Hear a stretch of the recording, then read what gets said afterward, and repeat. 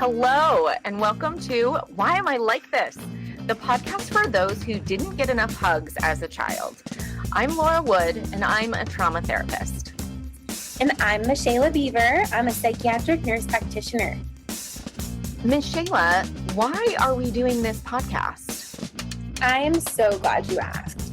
We want to help you understand yourself a bit better, how the things you learned about yourself and the world in childhood are still affecting you today. We want to figure out, why are we like this? Those random things we ask about ourselves that we might wonder about, like, why am I so jumpy? Why am I so anxious? Why do I take everything personally? Why are my thoughts so negative? Why do I feel like I have to fix everything all the time? Yes. And today we are talking about our mindset. Have you ever avoided something not because you can't do it, but because you're afraid of what it might say about you if you struggle? We're talking about that, how that can impact how we view ourselves, and we are going to answer the following questions. What does struggle and challenge? I'm going to start over and edit this out. Sorry. Okay. Yes. And have you ever avoided something not because you can't do it, but because you're afraid of what it might say about you if you struggle? We're talking about how our mindset can impact how we view ourselves, and we're going to answer the following questions. Why does struggle and challenge feel so personal? Like it says something about who we are, not just what we're doing. How do fixed beliefs about our abilities keep us stuck, even when we want to change or grow? And what does it actually take to move into a growth mindset where effort feels meaningful and challenges feel tolerable and learning becomes safer than staying the same? So let's get into it. What is a mindset? What do we mean by that? Yeah, that's a great question. A mindset is basically your established set of attitudes, beliefs. It's kind of a mental framework, and it was shaped in the world in childhood based on situations or different thoughts or feelings that you kind of learned about yourself. Mm-hmm. Okay, so like thoughts and feelings that we learned about ourselves. Like if my parents tell me all the time that I am funny, then I'm going to believe I'm funny. Yeah, I think so. Okay. I think that and it may not always be like what someone said about us. Maybe it's like maybe we had a really big success. And so like, then we start believing that like, hey, we have to be successful, right? Like, Mm-hmm. like we got praise from being successful. So that must mean like, I'm smart. Right. And so like, then I think, we kind of just, attribute the meaning to those things that we're learning. Mm-hmm. Well, and also our role in the family, right? So I'm remembering that like my brother was the smart one, right? And I don't even know what one I was, but I was not the smart one. Like that's, I wasn't not, like they didn't say I wasn't smart or like nobody like ever, but just, it wasn't a thing. But for him, it was like, oh, he's a genius. Like he's so smart. I think my parents had us take like IQ tests when we were kids or something. And like, but we get labeled, right? So like, I bet there's a lot of ways, obviously, in the rest of the world that like labels us, and those labels matter. Yeah. So I think like this was an interesting one from my childhood is I always thought that like I was overweight growing up. And I look back at pictures, I was not, but Mm-hmm. my sister was so skinny, like rail skinny. So everybody always commented on how skinny she was. So I assumed that because nobody said that about me, that I wasn't actually skinny, right? I wasn't thin. And I mean, like, I was healthy. I was a healthy kid, but I wasn't like, my sister was like so skinny. So like then in my head, I really always thought that I was like fat growing up. Okay. Yeah, that makes sense. So like, that's what, like, I didn't think I was smart because nobody said I was smart, but that doesn't mean that I wasn't necessarily. It's just like, because somebody else had that particular label and like that particular attention. And, the world labels people. Like we are constantly being assessed and judged and evaluated. And like, that's really hard. And it feels like it's about us. It feels personal. And I think too, I taught a class recently on like psychological assessments, like called psychometrics. And we do a lot of these assessments, and it's almost like we think that are this, like this means something that's going to last forever. So like we talk about intelligence tests, like IQ tests, we talk about personality tests, etc. Mhm. And I think for a long time in our history as a society, we believed those things were fixed. So, for example, if you take an IQ test at 5, you're going to get the same result as if you take an IQ test at like 25, right? But that's not at all true. IQ, so like intelligence, personality tests, like those things are not fixed.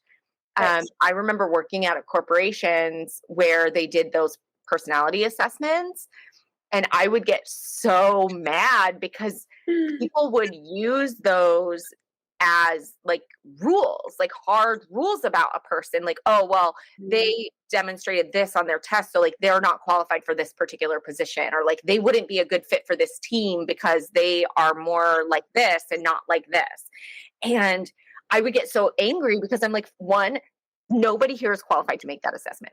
Two, um, these things are just like a snapshot in time, right? So things like our outlook, our mood, whether or not we came out of like a big success or a big failure just right before we took the test is going to influence the way we rate ourselves and self score those kinds of personality assessments and intelligence tests. So it's not the way and the environment that we take those in that makes a difference too.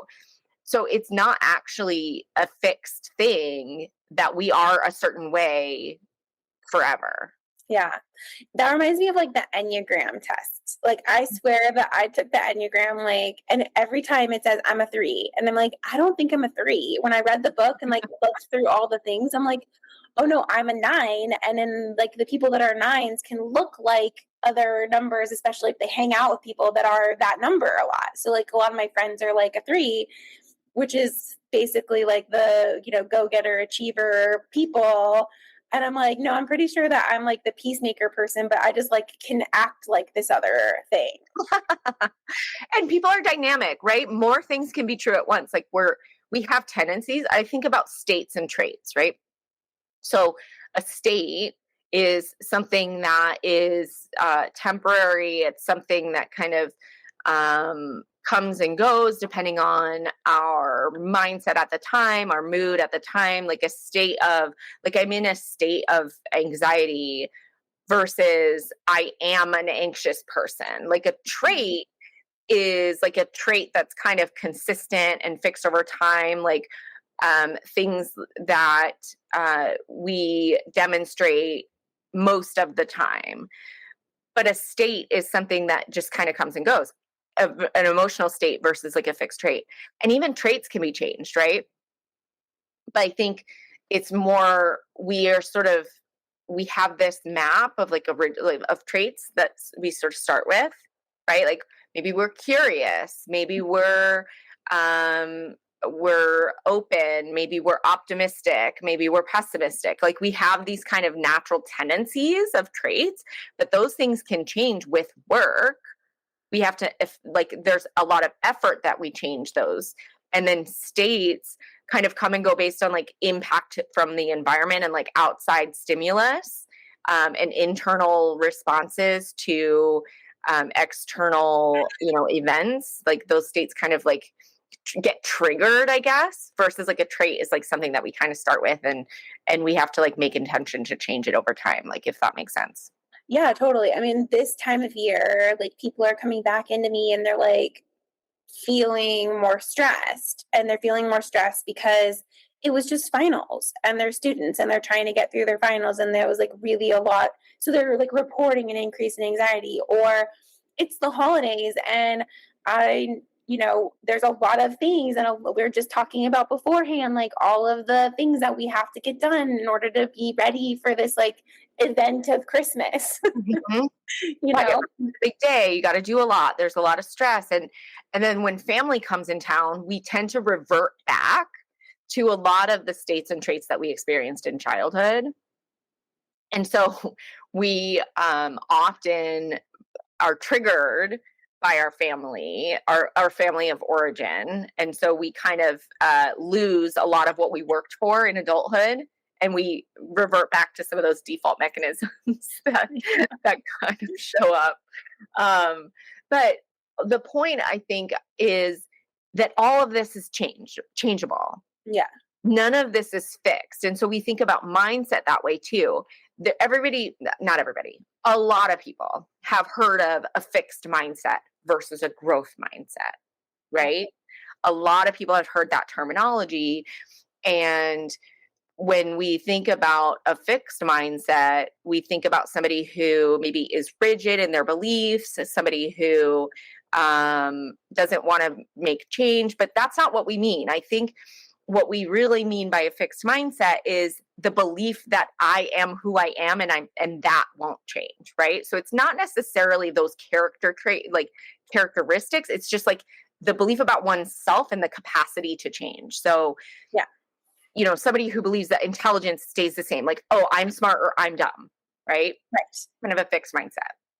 Yeah. And so that reminds me, I don't know if I've talked about this before, but I was at this like trampoline park with my kid, and we were hanging out, and this guy was like, "Oh, you're a nurse practitioner? Like, I can't believe you're a nurse practitioner. Like, I kind of always thought you were like ditzy or whatever, right?"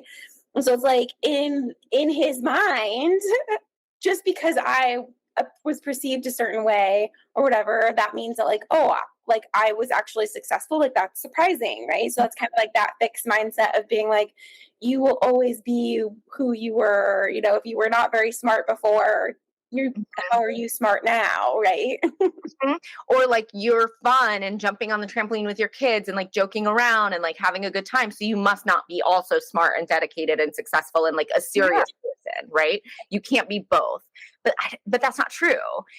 I say this all the time, people are dynamic. We are complicated. We are not fixed in one thing. We're ever evolving. And our experiences and our outside influences make changes to who we are and how we are really, really regularly. And the thing about a fixed mindset, that the question that we asked in the beginning, like, why does everything feel so personal? The thing about a fixed mindset is that we believe in it's not about what we're doing, but it's about who we are, right? So, for example, if I fail a test, I'm a failure. It's not an event. It's a character trait. Right. And so we need to think about, it's not something that I am, it's something that I did. Right. So the same is true with guilt and shame. How many moms out there have mom guilt and shame and think, oh, I'm a terrible mom because I did this one thing? That's fixed mindset thinking. Yeah. Whereas, oh, I made a mistake, and then I can be accountable and I can apologize and I can make a change, and I don't have to do that again. I can do things differently next time. That's more of a growth mindset. Yes. And it can be challenging because sometimes we often repeat patterns, right? If we haven't fixed our dysregulation, which is the cause of us having bad mom moments, right? Like having those moments where we're feeling like we, didn't do our best. Yeah. If we're not working to change that, we're going to repeat those things over and over again. And so then it does feel like that's just who we are, or that's like we're not able to change, but we haven't started to fix the real problem either. Mm-hmm.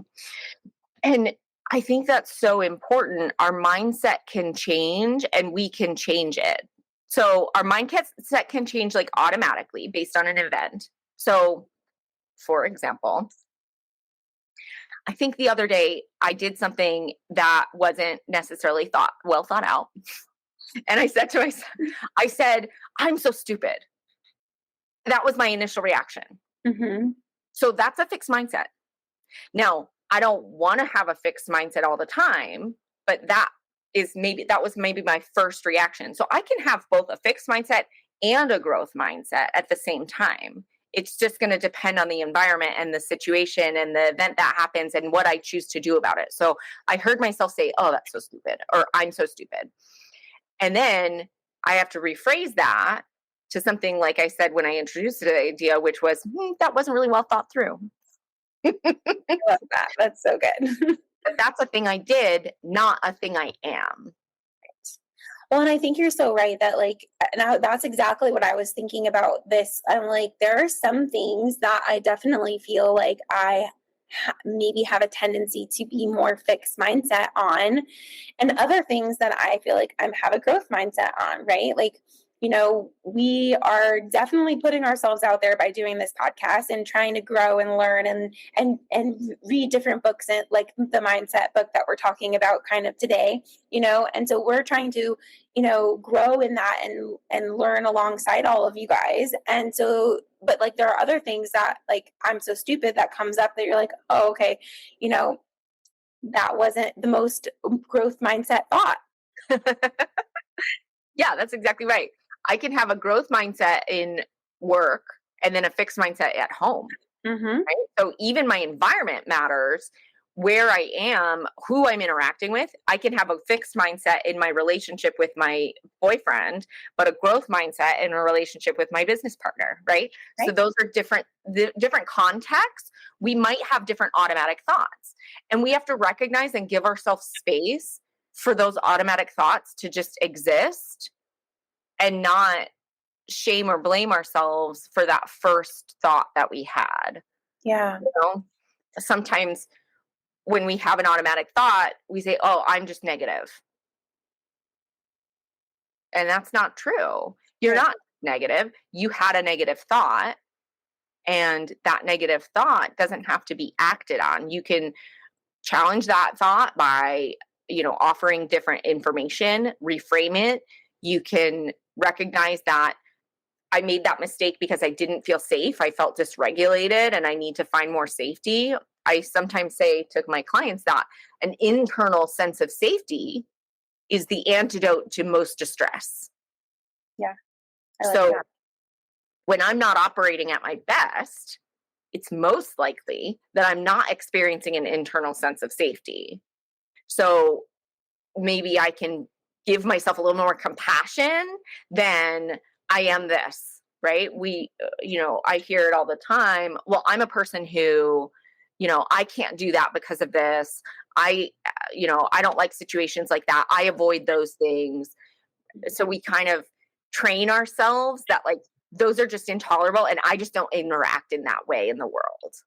Right. Well, and I think like when we're looking at this whole concept, that makes sense because we're trying to protect ourselves from feeling fill in the blank, I'm stupid, I'm a failure, I'm whatever. So when we have that fixed mindset, we often try to only put ourselves in situations where we can prove that we're going to be successful. Mhm. Mhm. I liked this one quote that from the book that said, it's not always those who start out the smartest who end up the smartest. Mm. And so, I think that that's like so powerful. It's like we are not stuck in being whatever it is that we think we are. And she gave some different like examples of different people like Einstein or whatever who like really had negative evaluations initially. And like someone who like those who do like artwork, whatever, like do we start out as being the best artist in the whole world? No, like we all can evolve and build our skills over time.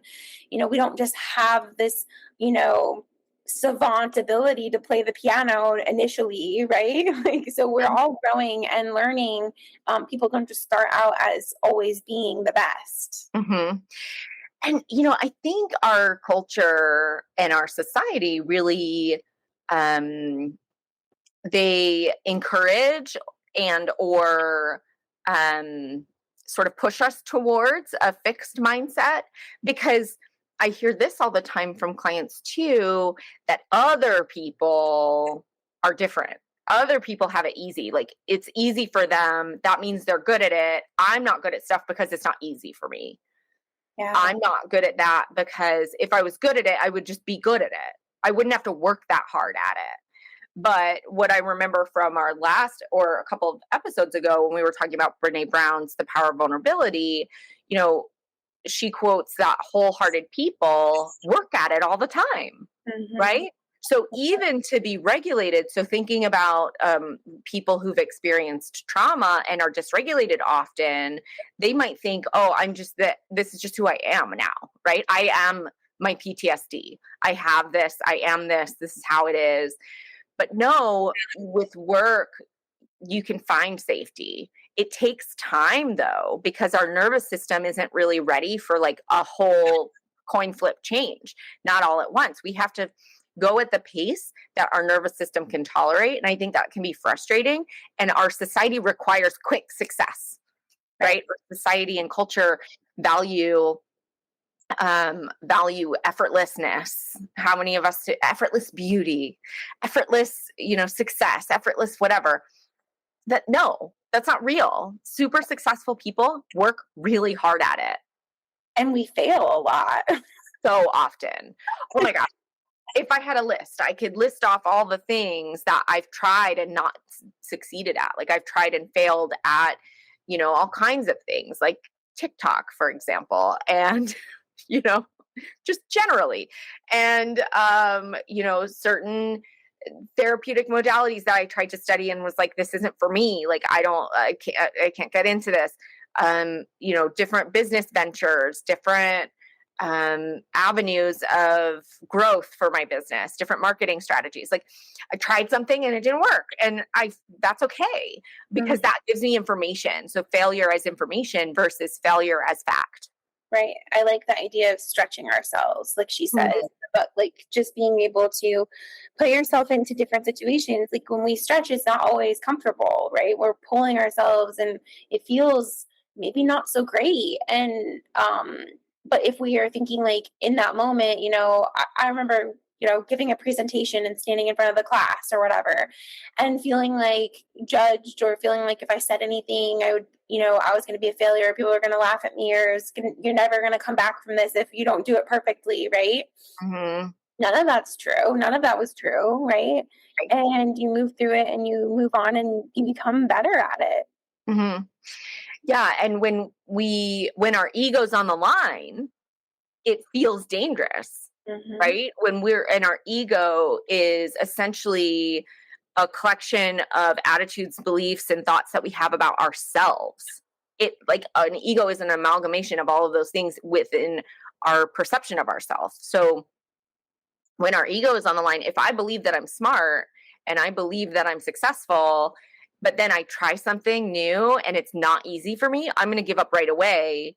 But if I believe that I am smart and capable of change and growth, then I might not give up right away, right? If I'm capable of learning. So it feels really personal to us when our ego depends on being smart and being successful, and that not trying is a part of being smart and successful. Like if I had it, I have it.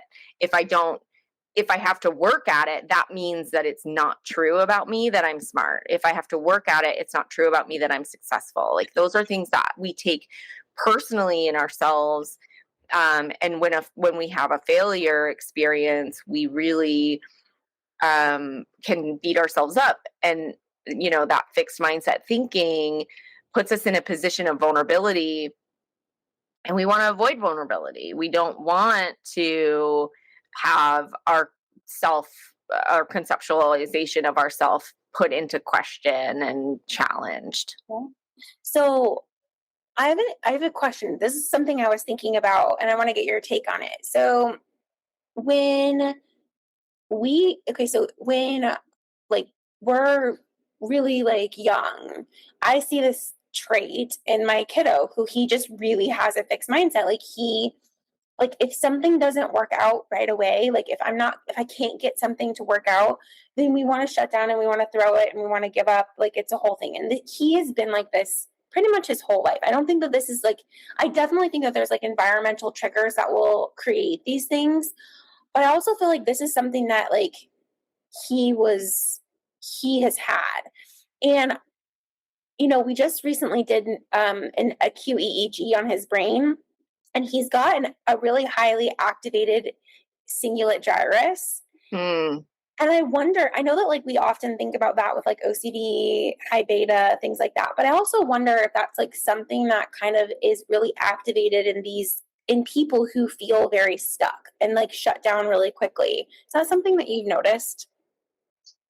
That makes sense to me. I probably don't have enough like, quantifiable data to say Yeah. like a trend either way, but that makes sense to me, right? Because if we are, you know, experiencing, we want to shut down when our ability to tolerate challenge is, basically reached our max. We want to shut down and we want to avoid that and get away from it, because too much, it's just too much and it's too much too fast. So when our mind is like moving really quickly, a lot of the time, like super smart kids, I see super smart kids who, when it gets challenging, they give up because it's like it's not going fast enough for them. Like it doesn't meet their expectation of like how things are, and they have a really hard time slowing down, breaking it up into chunks, right? Breaking it down into pieces, doing one step at a time because their brain wants to do 20 things at a time. And so when you're challenged by something, you really have to slow down and zoom out, and their brain's just like not ready Mhm. to do that. And so they're like, "Meh, I can't do this. It's intolerable. I'm shutting down." Yeah. So it might be more challenging for us to just like change our mindset on things. Like there are other things that we might have to do in order to get there, right? So in that case where like we're shutting down, we're going to have to, or like we're getting dysregulated, we're going to have to do some body up techniques to calm our nervous system down.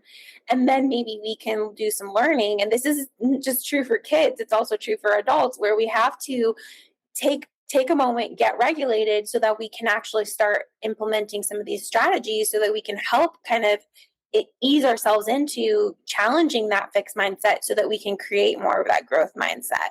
Hmm. I agree with that. We have to survive first and then we can thrive. Often, what we're trying to do is thrive, thrive, thrive, thrive, thrive. And that's when we put ourselves in these vulnerable positions where we're not feeling regulated, we're not feeling safe.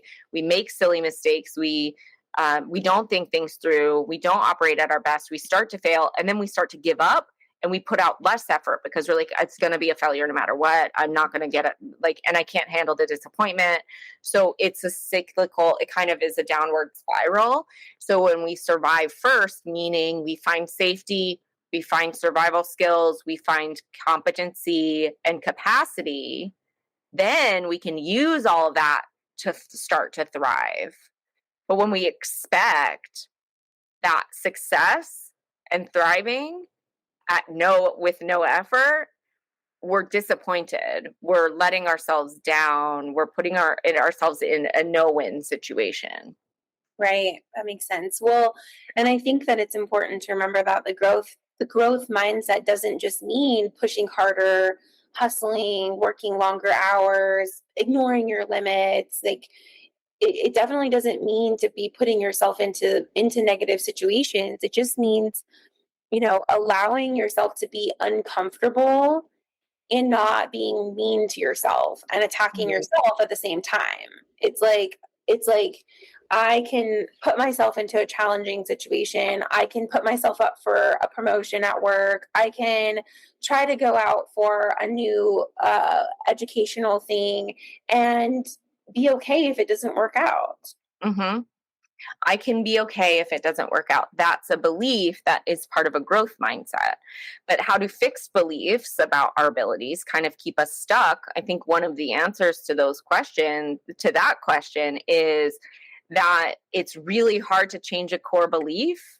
We have to use a lot of effort for that. And when we have a fixed mindset, sometimes effort is the threat, right? So it kind of feeds itself.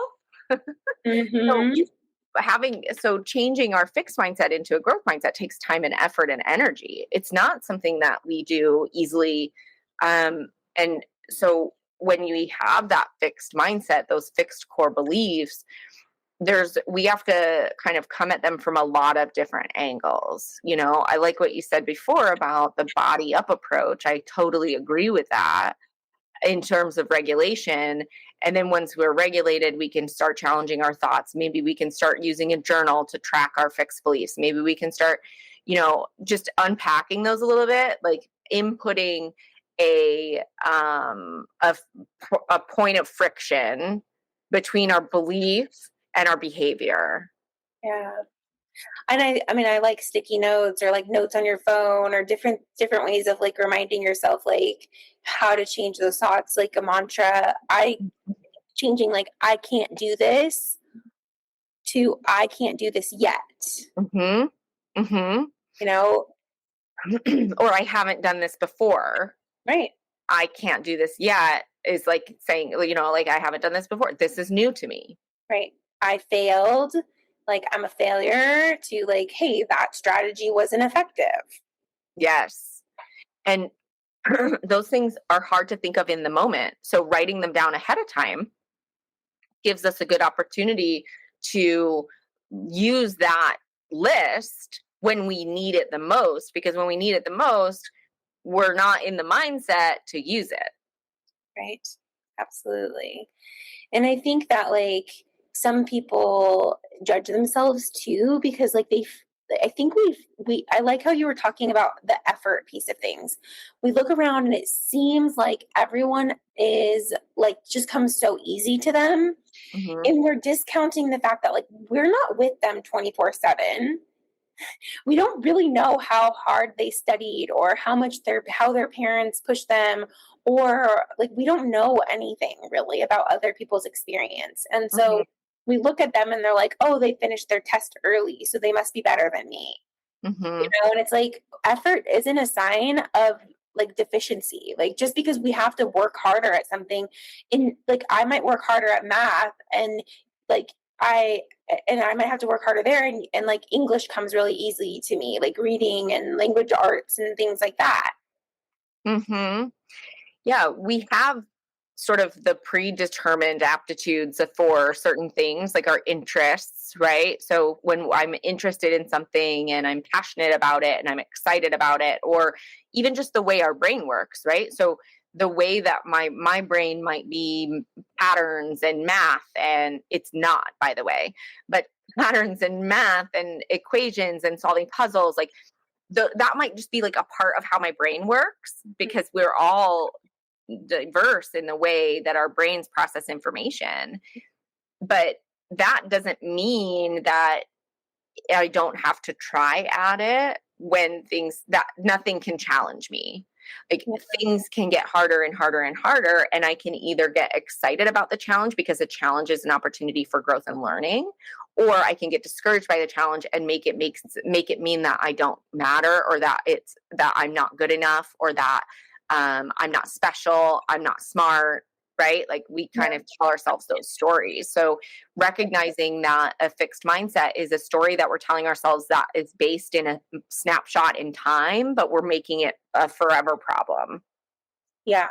Well, one of the other things that I thought was really interesting in the book is like this concept that a person's true potential is unknowable.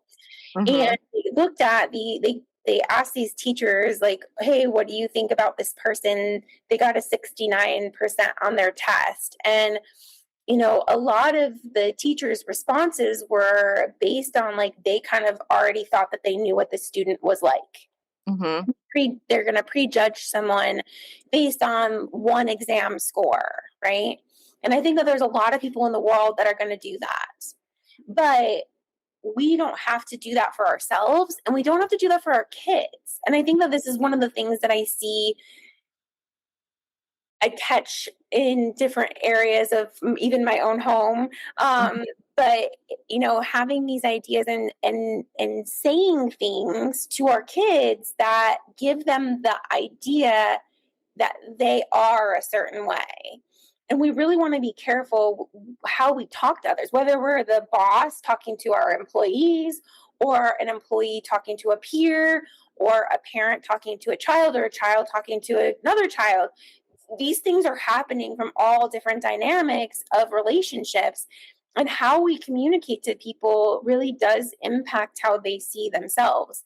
And so, being aware that how we talk to ourselves is just as important as how like we all communicate with each other. Hmm.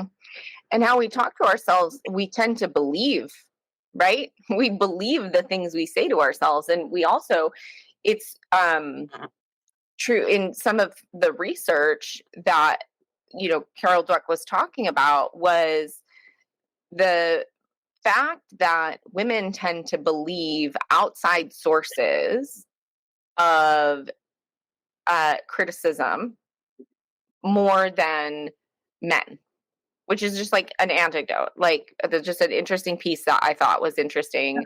Um, you know, we as women will take to heart what somebody says, will really internalize that, even if we're really successful and we're capable and we're confident and we're competent, we still will hear those things and internalize them. So that's something to be mindful of and be careful of, right? Like it's not always true what you say to yourself, and it's not always true what other people say to you. And that's, I think, the key. Like as an adult, that's what we can take away is like we don't have to listen to the things that other people, the information that they tell us either, right? Just because they put us in a box doesn't mean we have to stay there. Hmm. Hmm. And just because we have done something a certain way for a long time doesn't mean that's true forever. Doesn't mean that has to stay true. So, for example, if somebody labeled you as, the funny one or the smart one or the not funny one or the not smart one, right? Not all of that is going to stay true forever. You either accept it and the fixed mindset, or you acknowledge it as part of a snapshot in time in the growth mindset. And you think that it's possible for me to improve this and do more and do different things and change my behaviors, change who I am. So when somebody, even if somebody labels you and you feel like it's correct, doesn't mean that it's true forever. Yeah, I love that. I think that's really good. And so we just can start practicing some better conversations with ourselves instead of, our praise to ourselves as being like, oh, I'm so smart. Maybe we actually change how we talk to ourselves in that way too, even if it is a positive thing. Maybe we remind ourselves, like, hey, but I worked really hard on that. Like, that was really important to me. And I tried really hard, and trying and effort is actually a good thing. Mm-hmm. Yeah, I think that working really hard is something I'm proud of. It, and I think that growing and learning is something that I'm interested in and I want to do more of, and I put myself in situations where challenge allows me to grow and allows me to learn, and I like that, right? Like I enjoy that. But that wasn't always true. I like, in when from a fixed mindset perspective, I might have liked things to come easy to me. Like I didn't have to work really hard in school. I didn't like in elementary school and high school and whatever, like I got what I got and it was fine. I didn't have to work really hard. But then I put myself in more challenging situations like graduate school and, upcoming doctoral school like program. Like those things I do have to work really hard at. Like it's Yeah. not just like automatic knowledge. And so I'm choosing to do that to stretch, like you said earlier.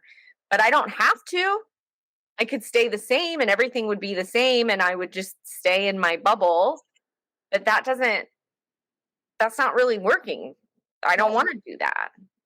But the other question here, and that you don't have to answer this is like rhetorical, right? But like you enjoy stretching and like trying and like working at learning and growing in your field. But what areas of your personal, like, or other parts of your life are you avoiding to grow in and to feel Mhm. stretched in, right? Because you're good at growing and stretching in this area because it's normal, right? It's expected.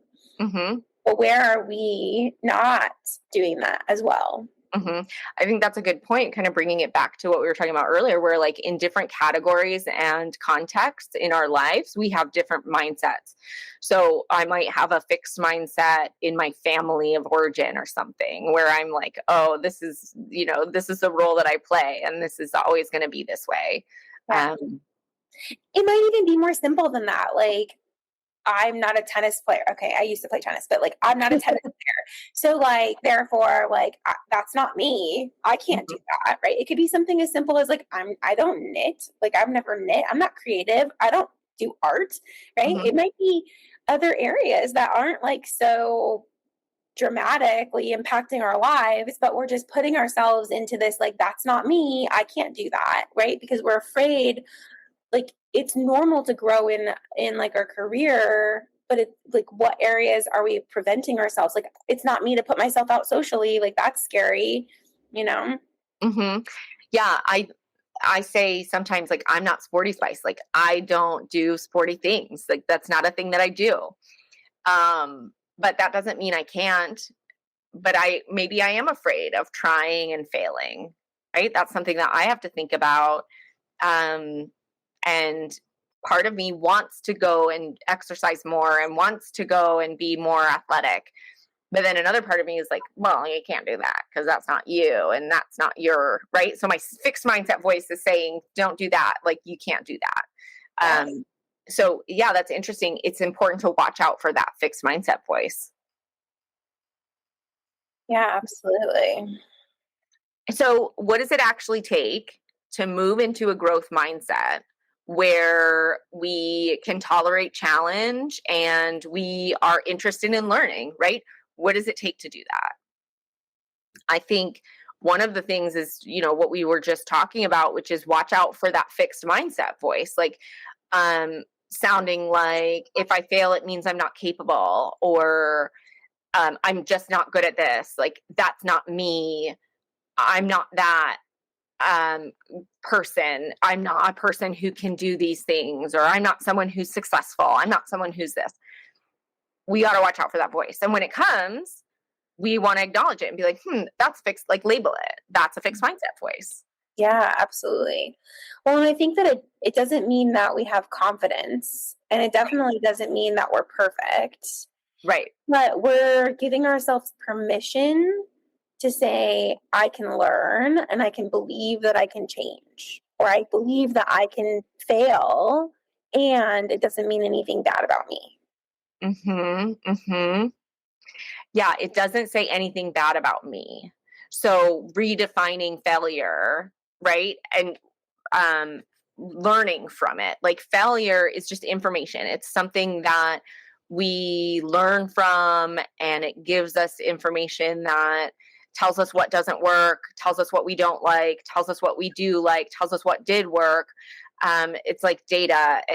I always used to say when I worked with a large team, like when I give feedback to my team at like annual reviews or whatever, I Yep. always used to say like feedback is just data. It's just information to learn from. It's not personal. It's just this is what is happening right now. And then we can make that change in the future. So we can adjust the strategy. We can try again. We can move forward. Yeah. And I know that like I hear of like students as like an easy way of like looking at it, but like I got an F on a test. Okay, that means that I didn't put in the effort. If I did put in the effort, I didn't really know how to study for the test. I didn't really know how to look for what the teacher was going for. I was critically thinking too much about the questions and overthinking them and pick the wrong answer because I was trying to make sure I did a good job and I got too in my head on it. Like, so there's multiple reasons why we can be unsuccessful in one test, right? It's a learning curve as to what the teacher's looking for. hmm Yeah, like I don't understand that yet. I don't understand these concepts yet. Like you said earlier, adding the word yet is one of the tools from the book that basically shifts our thought process into something that is developable, right? Like it moves into the process of learning instead of the ego of self of this is me as I don't know, like I'm not a knowing person, I'm not smart enough, I'm not capable. Yeah. So it's not about your ego and your identity, it's about the process of learning. Right. And growth definitely doesn't happen when things feel easy. So would it be fair to be like, hey, if everything feels easy, you're not doing it right? Or maybe if everything feels easy, you need to be looking at new goals. Yeah. Learning to lean into the discomfort of growing. Like, it's not easy to make change. Change is hard. It's stressful. It creates anxiety. It creates unknowns. And those things are difficult, but we can't learn and we can't grow if we can't tolerate change and difficulty and discomfort. Yeah, absolutely. And I think that like we're talking about eustress, like the healthy kind of stress that helps us build capacity to know that we can be uncomfortable and be okay and nothing really bad happens, right? Yeah, like when we think about that healthy stress, we're recognizing we can think about it from the perspective of like, my brain is learning, I'm getting better at this, I'm learning something new. That's why this is hard. It's hard. I say all the time, it's hard because it's hard, not because you suck at it or not because you're bad at it, right? Yeah. It's just a hard thing to do.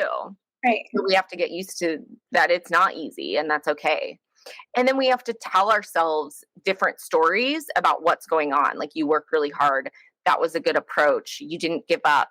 You tried you tried your best. You put a lot of effort into it.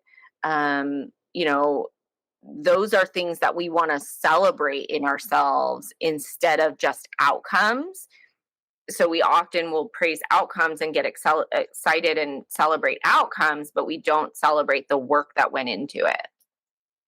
Yes, absolutely. It makes me think about how like we went bowling the other day and you're like, "Oh, good job, you got a strike." Okay? But also like praising that like, "Hey, that was really good form," or "Man, Hmm. you're really trying really hard." Hmm. Like all the times that, "Oh, you're really having fun with this," right? Like being able to praise all the things. Yeah, I love that, praising the fun as well, because life is supposed to be exciting and enjoyable as well as hard and growing and learning and all the things, right? We want to remember to include the fun. Yes. And improving is a goal that we can have, right? You were talking about earlier, like proving that you're smart enough, but shifting from proving to improving Mhm. gives us that ability to say, what's next? What else can I do? How else can I improve this? What can I learn from this experience? How can I reach the next step? What are my goals? So we reduce that perfectionism by saying, like, how can I learn from this? Or what else can I do differently? Or what other strategies are there out there? Yeah, I love that. Yeah. So, like, I think, if we look back on some of the questions that we started with, why does struggle feel so personal? We have the answer. Like, somewhere along the way, we tied all of those mistakes and effort to our worth and not our growth. Like, we made them personal. They were made personal to us through some of those things, those labels that come from external. Mhm. And why do our fixed beliefs keep us stuck? Because they make us say they convince us that staying safe is smarter than stretching. And even when, staying the same and staying safe isn't working for us as much, right? Like, we want to stretch a little bit, take a risk. And then what does it take to shift? I think permission to be uncomfortable, to be a beginner, and to learn without punishing, right? Like, don't punish yourself for the setbacks or the failures or the times that it didn't work. Right. You know? So I think that is a really good place to leave it. And I really appreciate this as our last recording of the year. Those of you listening will hear this in the new year already, but for us, this is still 2025. And a good way to wrap it up by focusing on a growth mindset for 2026. And thank you all for listening to Why Am I Like This? If you like our show, please leave a rating and review on your favorite podcast platform. Follow the show and share it with your friends. This episode was written and produced by me, Laura Wood, and Michelle Bieber. Our theme song is Making Ends Meet by Thick as Thieves. And a special thanks to Core Self, Beneberry Counseling, and Active Healing Psychiatric Services for sponsoring our show.